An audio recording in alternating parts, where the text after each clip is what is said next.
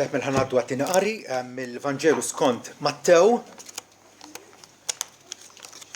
kapitlu 12 u vers 46. Meta kien għadu jkellem lil folol ara. Ommu u ħutu kienu bil-wieqfa barra ifittxu jkellmuh. U xi ħadd qallu ara. Ommok u ħutek qegħdin bil-wieqfa barra ifittxu jkellmuk.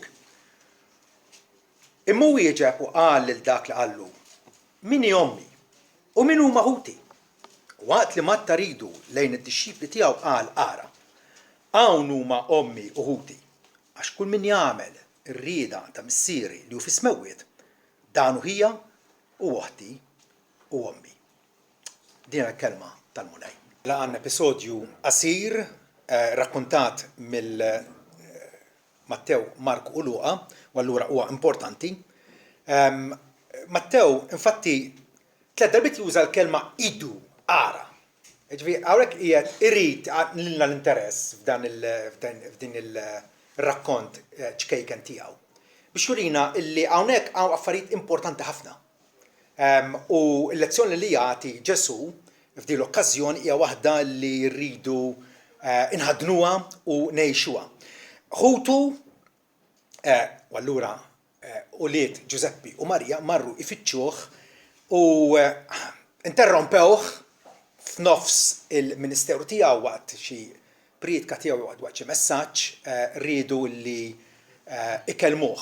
Għaliex ma nafux. Però hemm okkażjoni oħra li Marku jirrakkontalna fejn rabatu marru biex jiġbruh magħhom għaliex qalu qed iħoss moħħu. Qed jiġġennen. U nies li ma jemnux, nies huma tad-dinja, meta jaraw bniedem dedikat għas-servizz tal-Alla. U qed ifittex l-ewwel is-saltna tal-Alla, jaraw li dana qiegħed jesaġera, inqata' mir-realtà mad-dinja u allura bżonn irrażnuh ftit. Dana rridu niftakru li Ġesu sa ftit qabel kien għadu qiegħed jaħdem ma' missieru Giuseppi fil-ħanut tal-Mastru taxxa li kellhom kienu jaqalgħu l-ħobża tagħhom bix-xogħol tal-injam u ma fehmux però illi Ġesu għalkemm ma baqax fil-workshop jaħdem il-banketti u l-imwejjed, xorta waħda kien baqa' fuq ix-xogħol tal-injam għaliex il-ministeru tiegħu kien se jwasslu biex ikun mislub ma' żewġ injamiet fuq l-ora tal-Kalvarju biex lilna nies misħuta fuq l-art jipprovdilna pont li jwassal sal-ġenna. Għandna Ġesu illi għandu din il-fehma, ovvjament nies illi kellhom intenzjoni tajba forsi, kellhom intenzjoni tajba. Rridu forsi jrażnu daqsxejn ġejluh jiġi daqsxejn f'sensieħ. U anke Marija, illi kienet mara devota u mara ta' fidi kbira, u kienet taf illi bina l-kbir huwa l-Messija.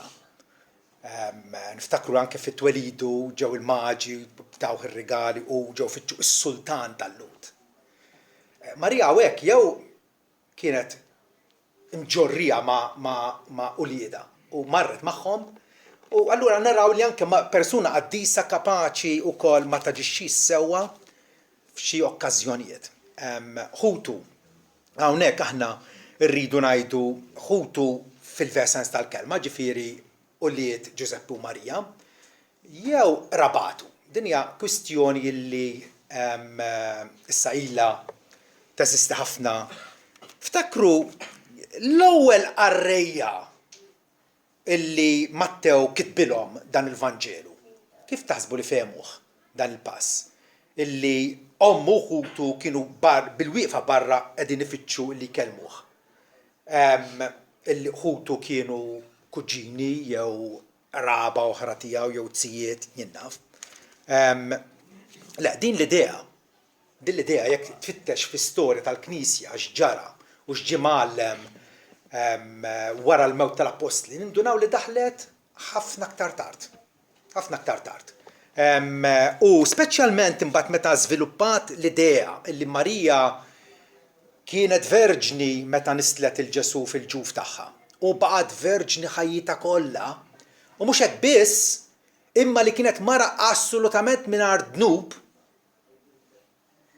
Di daħlet ovvjament ħafna aktar tard kontra l-evidenza biblika x'Marja stess tgħid li ruħi tkabbar lil mulej u l-Ispiritu tiegħi jifraħ falla is-Salvatur tiegħi.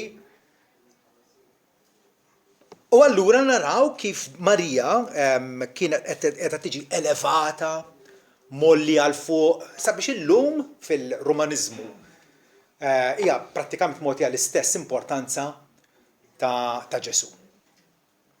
Bħalma Ġesu huwa medjatur, Marija hija wkoll medjatriċi, u allura naraw li issa hemm dil problema li hawnhekk qed jirreferi uħutu, ġifieri li Marija allura kellha aktar uliet wara li kellha l-Ġesu. U allura ħanaraw kif nistgħu naħbu din l-evidenza. Naħseb jiena m'għandniex problema kbira fil-li nifhmu li le. Ġesu għex u trabba ġo familja ta' ħafna aħwa. U veru illi il-kelma aħwa tista' tintuża kif nużaw aħna il-Maltin, in-Nissemitiċi infatti hekk jagħmlu. Hi kif int, tifhem. Anke Abram meta tkellem ma' nepputi tiegħu, Lot. Ma kienx kien nepputi tiegħu, qallu għalfa ħan iġġieldu, naħwa. Tifhem. Imma d-diskors jiftiem bejnietna, ġifieri nifhmu l-kuntest. Illi anke jiena kollega fuq il-post tax-xogħol ngħidlu ħejja, mhux aħjar nagħmlu hekk. Tiftiem. Però kif jirrakkontaw Mattew, Mark u Luqa għandhom rakkont bi prosa, rakkont mexxej, rakkont illi qed tittieħdu kif għandek tilqgħu b'mod naturali.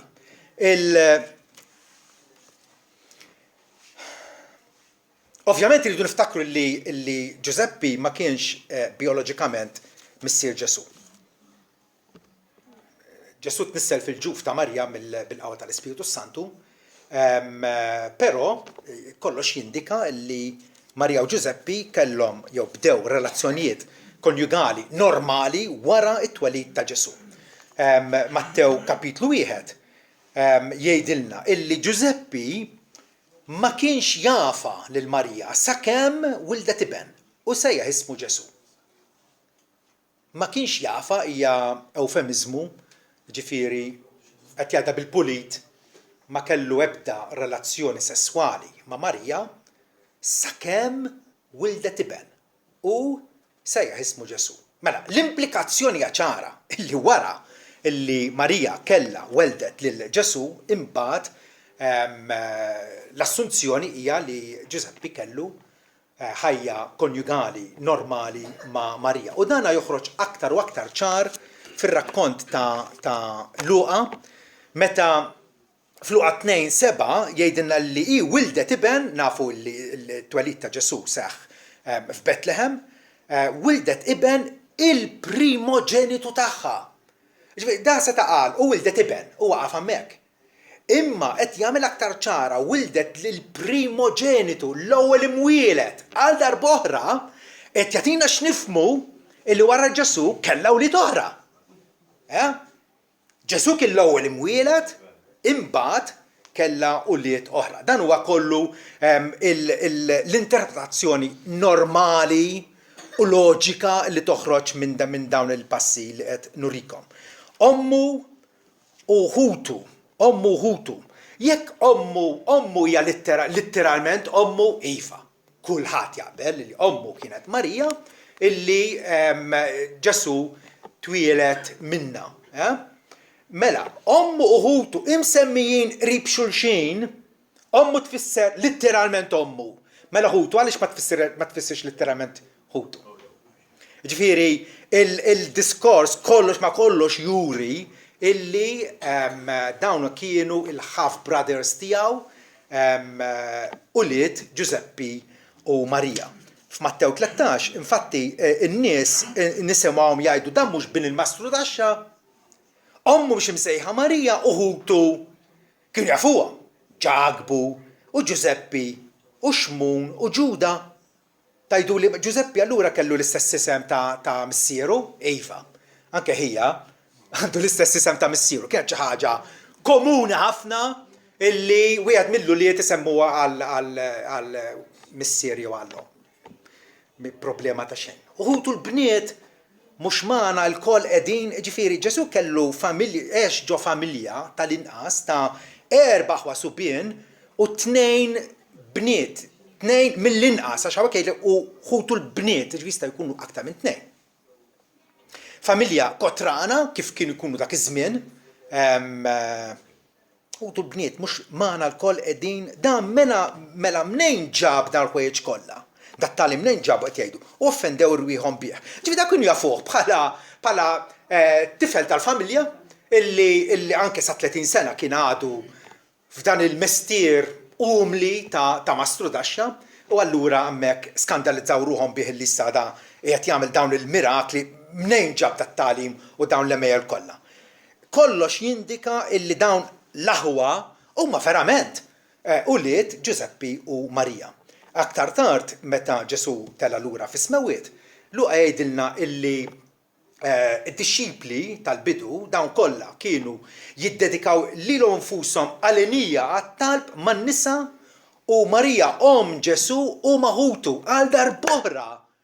Isu apposta qiegħed jaqgħadhom fl-istess nifs ma' Marija Ommu. U allura il-konklużjoni loġika hija li dawn huma verament ulied Giuseppi u Marija. Pawlu jirrakkonta fil-Galatin l-istorja tiegħu meta il-mulej sejjaħlu għall-appostolat, x'għamel, x'ġara f'dak qabel ma ħareġ jipriedka, jgħidlek illi imbagħad 3 snin wara l-mar Damasku tlajt lejn Ġerusalemm biex insir mitla ta' Kefa, Pietru, u bqajt miegħu 15-il jum. Imma ma rajtx xi wħud mill-apostli ħlief lil Ġagbu hu s-sit. Isejħlu hu s-sit. Ġagbu dan huwa l-awtur il ħallina littra tant prattika kif ngħixu ħajja nisranija littra ta' Ġagbu. Ħut Ġesu jissemmew sikwit. Anke Pawlu f'littra l-Korintija jgħid m'għandniex il-jett nieħdu magħna mara li oħt. Issa innu ta' hawnhekk ara kemm hija faċli mara li oħt, mara li hija fidilla, mara Kristjana. Mill-ewwel jurik illi Pawlu mhux qed jitkellem mara li oħt jiġifieri jiżżewweġ oħtu litteralment għax hija xi ħaġa oxxena u redikola u immorali. Mara li oħt hawnhekk ovvjament tfisser mara illi hija waħda mill-fraternità nisranija. M'għandniex aħna id-dritt li nieħdu mara li oħt bħalma appuntu jagħmlu il-bqija tal-apostli u l-aħwa tas-sit u Kefa. Kienet xi ħaġa magħrufa illi Ġesu kellu ħutu. Regolarment huma riferuti bħala ħutu għaliex għax huma ħutu. Hija kwistjoni inti x'ħatemmen l-Iskrittura jew inti x'ħatemmen il-Vatikan. Meta taqsar għal biċċa xogħol hemmhekk tiġi. Issa, ovvjament il-teologi kattoliċi iridu bella wilna illi dawn ma kienux ħutu bioloġiċi. Imma kienu jew tzijiet jew kuġin jew qraba bħala xi ħaġa vaga kienu qraba tiegħu. Però u jgħidulna illi raba, imma allura Mattew, Marku, Luqa u Pawlu u kull awtur li jsemmi l-ħutu dejjem isemmi jirreferihom bħala ħutu, qatt ma jirreferihom bħala mod ieħor.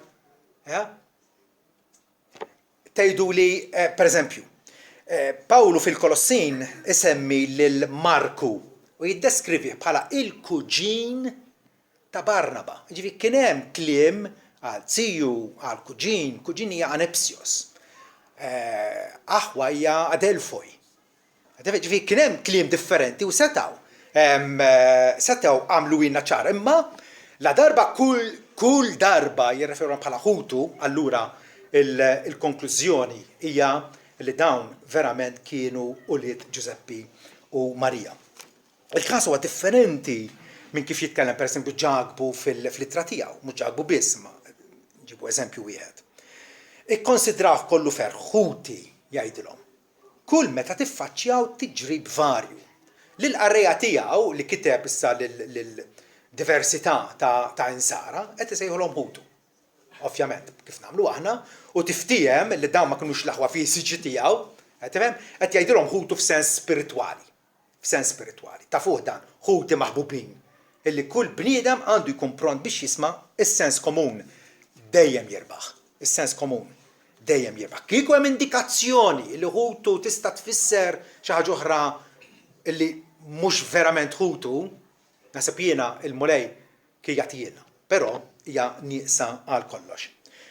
Allura, ġara il-Knisja Kattolika Rumana vvintat it-teorija dinja invenzjoni pura, m'għandna ebda indikazzjoni, ebda prova tagħha, ebda evidenza illi Giuseppe meta żewġ il-Marija kien wisq ixjaħ minnha. Kien diġà iżżewweġ u romol u kellu tfal, u allura dawk huma ħu Ġesu. Però din hija ħrafa. Hija leġġenda. Ma teżistix fl-iskrittura, ovvjament huma jridu isewwu xturhom biex jaħbu fil-fema tagħna hija il-verità sempliċi u ċara. Hija spekulazzjoni mingħajr ebda bażi biblika. Aħna bħala Kristjani Evanġeliċi il-fidi tagħna insejsuha biss fuq l-iskrittura imqazza. Tgħidu ma x'differenza tagħmel jekk Ġesu kellux aħwa fiżiċi, aħwa bioloġiċi, u ċoj uliet Giuseppe u Marija. L-ewwel nett, meta nilqgħu din ix-xhieda qawwija, mill-ewwel indunaw kemm il-Knisja Kattolika Rumana hija falsa. Iddevjat ħarġet mill-verità u issa bil-verġinità perpetwa ta' Marija, l-Marija kienet qabel verġni Iva kienet qabel.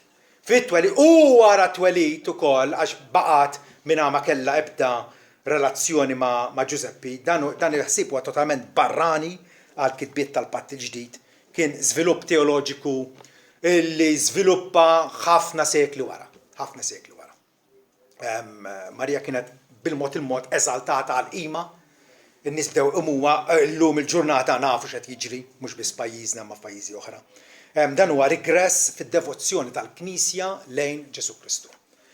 Aħna nafu fiċ-ċar li Pawlu jgħidilna jiena arrastkom għarus wieħed.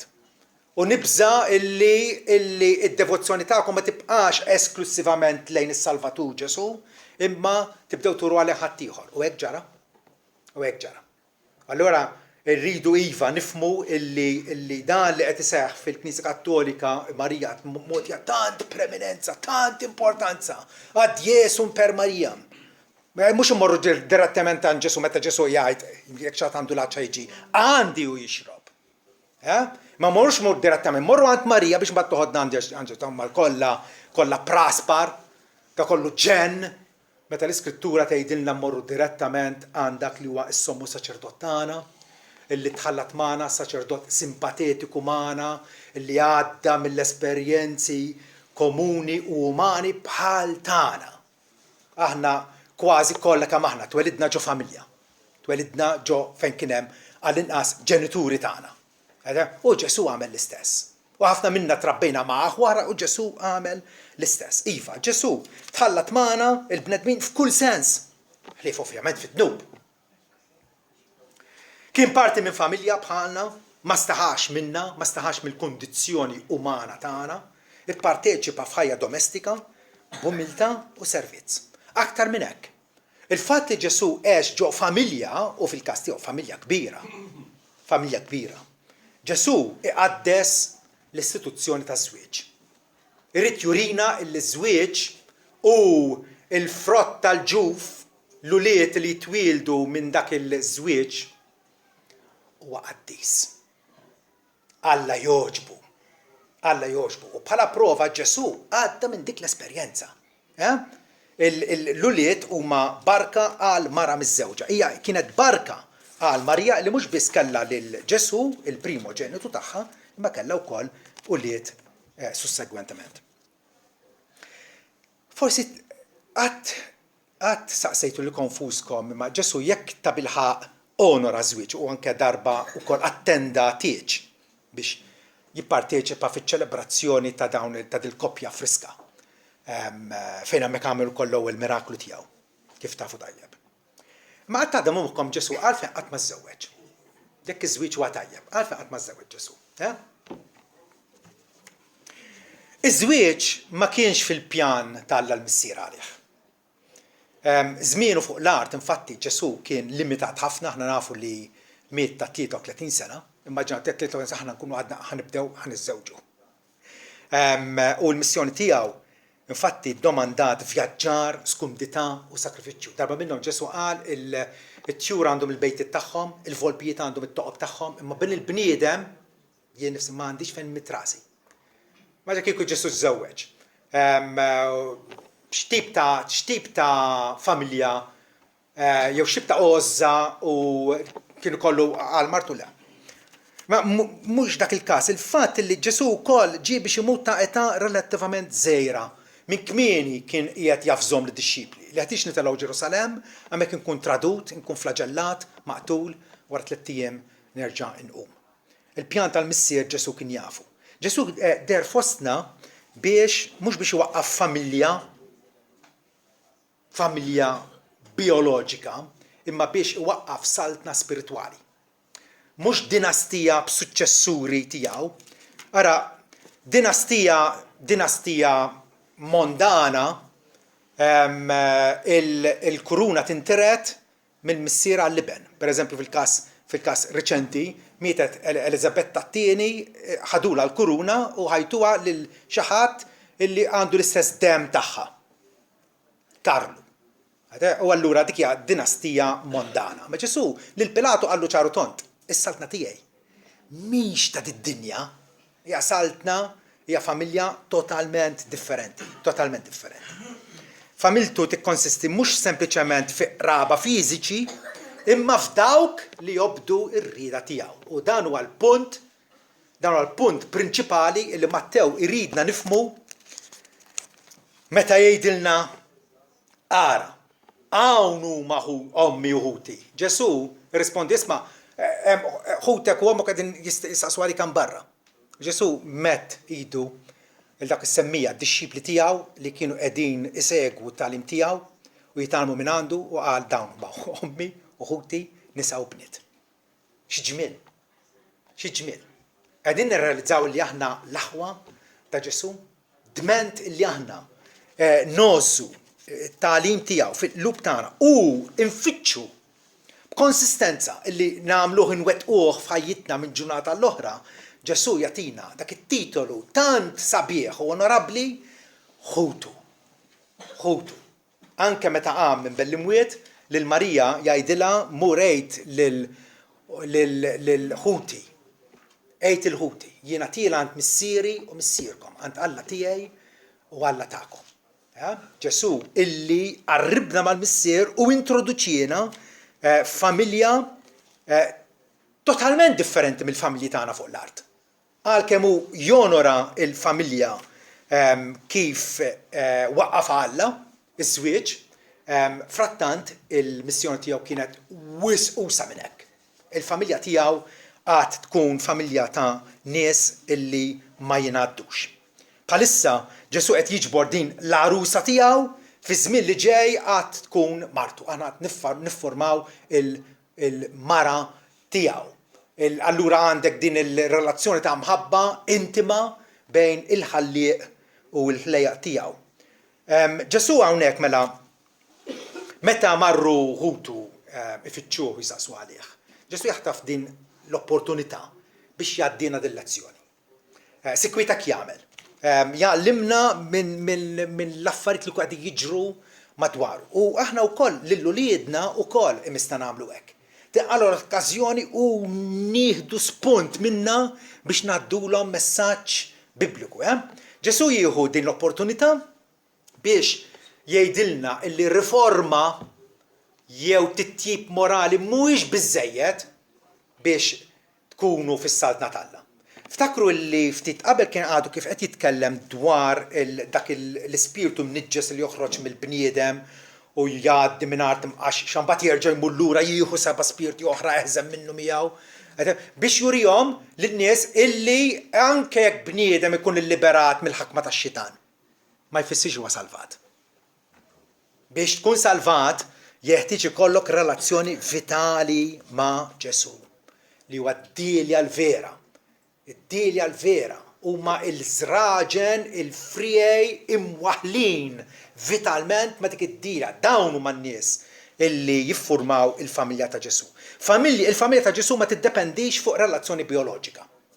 Ġesu mhux warrab il-ħutu u għalilhom le dak mhux ħuti, imma f'sens ola ħuti huma dawk illi mhux biss jisemgħu l-kelma t'Alla imma wkoll huma avidi huma għajjurin biex jagħmluha kontinwament. Ġesu qed jgħidilna illi il-relazzjoni vitali miegħu mhijiex imsejsa fuq qurbija fiżika. Aħniex qrib tiegħu fiżikament. Ġuda kien qrib miegħu, vera? Vera fost l-apostli wieħed minnhom kien Ġuda u kien qrib miegħu jivvjaġġa miegħu, jorqod taħt l-istess saqaf tiegħu, kull fejn ikun hemm Ġuda. U frattant Ġuda ma kienx wieħed minn tiegħu. Jiġifieri li tkun qrib Ġesu fiżikament ma jfisser xejn. Il-ħutu darba qalulu inżel Ġerusalem, jekk inti qed tagħmel dal-ħwejjeġ, jekk inti qed tagħmel dal-mirakli, uri jekk nifsik id-dinja, imma għaliex qalulu hekk? Għax ma kinux jemmnu fih jgħidilna Ġwanni. Rridu jħilsu minnu.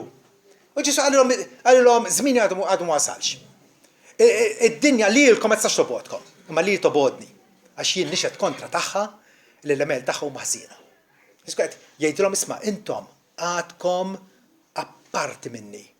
Nafu hemm indikazzjonijiet illi iva wara li qam minn bell-imwiet ħutu imbagħad emnu fih. Ġagbu u l-bqija ta' ħutu mbagħad emnu fih. Infatti Pawlu jgħidilna li kienu ħut kienu minn dawk l-evanġelisti illi xandru l-evanġelju ma' kullum kien. Il-relazzjoni tagħna ma' Ġesu lanqas hija mibnija fuq rajnih jew le. Aħna forsi naħsbu li kien hemm nies li raw il-Ġesu u hija barka tremenda. Infatti Ġwanni fil-bidu tal-Vanġelu tiegħu jgħid aħna rajna l-glorja tiegħu, glorja bħal tal-iben waħdin mingħand il-missier, mimli grazzja u verità. X'esperjenza illi tara l-Ġesu fil-laħam, fiżikament. Imma rridu nifhmu illi maħniex żvantaġġjati. Il għaliex fl-aħħar mill-aħħar Ġesu qatt narawh wiċċ imwiċċ. Din għat-tama tagħna, Pietru jgħidilna għalkemm ma rajtuhx lil Ġesu, intom tħobbuh. U għalkemm bħalissa ma tarawx, intom temnu fih.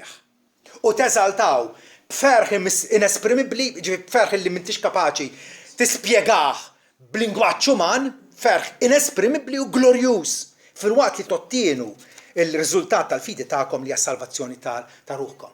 Ġifieri finalment iva, il-relazzjoni tagħna ma' Ġesu hija waħda spiritwali. U għalkemm bħalissa ma narawx nafu li il-fiduċja tagħna fih se twassalna biex inkunu milquwa fih danu fl-aħħar jum. Li għarafna u iddaħħalna fis-saltna eterna tiegħu. Mela, Ġesu qed jgħidilna illi il-relazzjoni tagħna miegħu hija determinata minn għandikx indiema, intix bniedem niedem u għandikx fiduċja fih. Intix qiegħed miexi miegħu f'sottomissjoni u lealtà lejh. Minkejja l-pressjonijiet tad-dinja intix leali lejh. Vers 50. Kull min jagħmel ir-rieda ta' missieri. Issa hux iswed, jew abjad, jew fqir, jew sinjur, m'għandux x'jaqsam. Kull min jagħmel ir-rieda ta' missieru fis-smawiet dan huwa ħija. U ommi u oħti. Il-kwistjoni kollha inkwantu l-familja ta' Ġesu tirriżolvi fuq dan il-punt kruċjali. Hija tagħmel ir-rieda ta' missieru. Ġifieri, biex vera nagħmluha sempliċi ħalli kulħadd jifhem. Ħankunu nafu aħniex ħut Ġesu fil-ver sens tal-kelma, f'sens qawwi tal-kelma. aħniex qegħdin nobdu il-kmandamenti tal-Alla. Aħniex qegħdin ngħixuhom. Aħniex qegħdin nimxu fid-dawl tar-rieda tal-Alla. Li forsi insaqsu kif jien naraf id-dixxiplu ta' Ġesu, jien naraf b'mod sempliċi ħafna. Qiegħed tobdi. Qiegħed tobdi. Jew moħħok mimli b'ħafna ħolm u b'ħafna riżoluzzjoni sbieħ, però f'xintaqsar ma ssib xejn. Maħniex se nsalvaw bl-ubbidjenza jew bit-tjieba personali tagħna, ovvjament. Ovvjament.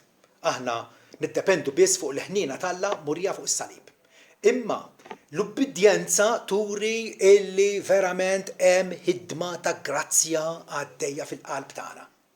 L-ubbidjenza li tidher, l-ubbidjenza li hija l-evidenza konkreta illi aħna salvati bil-grazzja tal-Alla. Ġesu jgħidilna fi-Ġwanni 15 fejn jgħidilna imħabba akbar minn din ħadd m'għandu.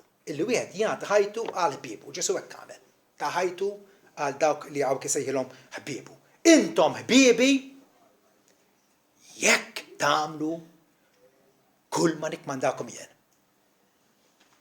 Jidru l-aħwa ta' Ġesu, il-ħbieb ta' Ġesu. Kif mela nagħmlu r-rieda tal-Missier? Għax Ġesu hemmhekk enfasizza. Kull min jagħmel ir-rieda ta' missieri. Kif nagħmluha? Ġesu jispjega ħjiena ċar.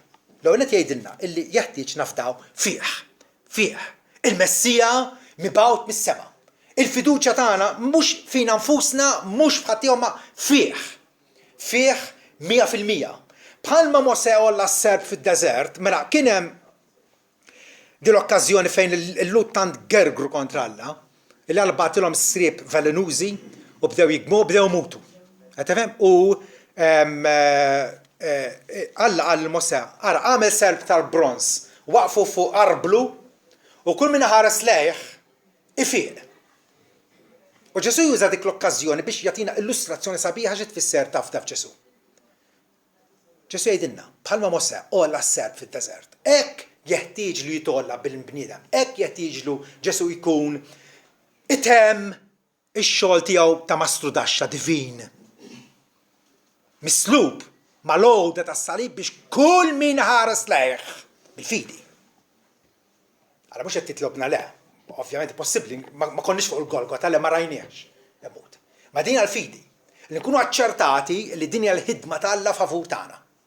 Kull min ħares lejh ma jintilifx imma jkollu l-ħajja ta' dejjem. Ġesu ikompli jispjega xi fisser tafda fih. Din ir-rieda tal-Missier li nafdaw fih. Fi-Ġwanni 6, vers 27, Ġesu jgħidilna taħdmux għalli kelli jintilef, għalli kelli jintemm, li jitħassar, li jimmoffa. Ħafna nies huma fissati fuq affarijiet li finalment se jispiċċaw. Mhux qed taħdmux għalli kelli jintilef, imma li kelli jibqa' għal ħajja eterna. Illi bin il-bniedem se jagħtikom, Ġesu jagħtihulna b'xejn. Gratis. Għalik għad-dispożizzjoni tiegħek, ersa' u kul. Qed jgħid. Li bil-bniedem se jagħtikom għax lilu il-Missier ċoj Alla is-siġilla għalhekk qalulu xi mista nagħmlu biex naħdmu l-opri tal-Alla. U Ġesu wieġeb u qalilhom din hija l-opra tal-Alla. Opra waħda. Alla jaħdem fik opra waħda illi temnu f'min batu. U minna mektib ta' kollox. Ir-relazzjoni tagħna illi bija insalvaw hija propjament aħniex qegħdin nafdaw fih jew le. Li tixxibli anke sal-aħħar nett għalilhom. Intom tafdaw f'Alla, afdaw fija wkoll. Afdaw fija wkoll. Għal Ġesu jridna illi l-fiduċja tagħna ma tkunx fina nfusna imma biss fih, is-Salvatur tad-dinja. Imbagħad allura la darba nafdawh nobduh. Nobduh bħala s-sit suprem tagħna, s-sit li xtrana lil nifsu, is-sit li fdina biex nkunu tiegħu, mhux tagħna nfusna. Għaliex issejħuli sit darba sfidana. U ma tagħmlux il-ħwejx li ngħidilkom. Fidi verbali mhix biżżejjed. Fidi prattika, fidi li tintwera fl-opri tajba. Intom issejħuli l-għalliem u s-sit u sewa tgħidu għax hekk jien. Mela jekk jien is-sit u l-għalliem ħsiltilkom saqajkom, intom ukoll imiskom taħslu saqajn xulxin. Tana qisu eżempju kif għandna nservu li xulxin dik l-umiltà. Għax tajtkom eżempju, tajtkom modell, biex intom ukoll tagħmlu l-istess bħalma jien għamilt magħkom. Din hija l-ħajja tad-dixxiplu illi tintwera li inti ta' bilħaq tappartini għal Ġesu bil-servi u tħobb bħalma ħabbu. Ġesu hawnhekk qed jagħmel dikjarazzjoni deċiżiva u komprensiva dwar dixxiplar veru. Min huwa d-dixxiplu veru? Min jagħmel ir-rieda tal-Missier. Di tinvolvi relazzjoni spirituali tmur lilin mill-familja fiżika. Mela Ġesu u ommu qegħdin barra qegħdin jistaqsu għalih u Ġesu qal aktar minn hekk, wis aktar importanti minn hekk, aktar kruċjali minn hekk. Ħuti huma dawk li jisimgħu l-kelma tal-Alla u jagħmluha.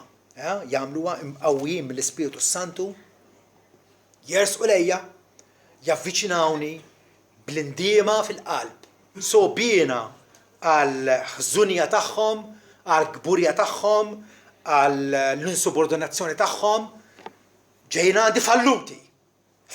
Għalhekk Ġesu qal imberkin il-foqra fl-ispirtu għax tagħhom jassaltna smawiet. Il-ħatmur għand Ġesu fallut b'xejn, m'għandek xejn ħlief, ħmieġ, korruzzjoni u dnub. Dik l-indiema. U allura wkoll magħha hemm il-fidi, il-fatt li aħna se inserħu fuq għas-salvazzjoni tagħna. Huma wkoll nies li kapaċi jgħixu f'ubbidjenza għal kelma tal-Alla. Dixxiplu veru kif sħaqna diġà jgħix f'ubbidjenza għal kelma tal-Alla. Mela, Ġesu uża din l-okkażjoni. Għandek ħutu qegħdin provaw ġew itelfuh jinterrompuh u Ġesu ġibdilna l-attenzjoni għal dil-verità sublimi. Il-ħuti fl-aħħar mill-aħħar huma dawk illi jobdu r-rieda tal-Missier. Il-missjoni messjanika ta' Ġesu ħadet preċedenza fuq il-lealtajiet tal-familja tiegħu. Il-familja tiegħu kienu ħobba, infatti darba ċanfa lill-Fariżej. Meta qalilhom intom bit maħabba tradizzjoni tagħkom qegħdin twarbu fil-ġemp il-kman tal-Alla, għax il-kman tal-Alla jgħid onora l-Missier kull ommok. U Ġesu onorhom il-Missier ommok. Infatti Luqa jgħidha speċifikament illi meta niżel lura kien għad kellu 12 sena. Niżel lura magħhom f'Nazaret kien ubbidjenti lehom. U kiber fil-tul u fil-grazzja tal-Alla mal-Alla u mal-bnedmin. Ġifieri Ġesu mhux qed iwarrab ir-realtà ta' familja, dika hemmhekk qiegħda. Imma wis aktar minn hekk. Ir-realtà, il-preminenza tas-saltna tal-Alla u l-impenn tagħna leha. Bħalu rridu nenfasizzaw is-supremazija tar-relazzjoni spiritwali tagħna miegħu. Dik li tħollu torbot. Għandna din ir-relazzjoni spiritwali kif taf? Bl-ubbidjenza tiegħek. M'hemm xejn misterjuż. M'hemm xejn diffiċli biex tifhem. Intix qalbek marbuta ma' tiegħu biex tobdih bi-gratitudni, bil-ferħ, b'indiema fil-qalb. Ġesu infatti jgħid li min iħobb lill-ommu aktar minni mhuwiex denju li jkun dixxiplu tiegħi. U min iħobb lill-ibnu jew bintu iżjed minni mhuwiex denju tiegħi. Kliem ibes għax Ġesu jaf kemm għandna ħabta nkunu idolatrużi. Iva, il-familja hija tajba. Imma meta tagħmilha l-idolu tiegħek bħalli kieku l-eżistenza tiegħek hija il-familja tiegħek u daqshekk m'intix denju li tkun ta' Ġesu. Ġesu hawn qed jgħidilna li hemm familja akbar minn hekk u wis aktar importanti minn hekk. U l-familja tiegħek għad tispiċċa, imma l-familja tiegħu hija għall-eternità. Ħa nassiguraw ruħna li aħna ninsabu membri ħajjin f'dik il-familja tiegħu. Għal darb'oħra, kif inkun naf? Dawk kollha li jagħmlu l-volontà ta' missieri dawn huma ommi u ħuti subien.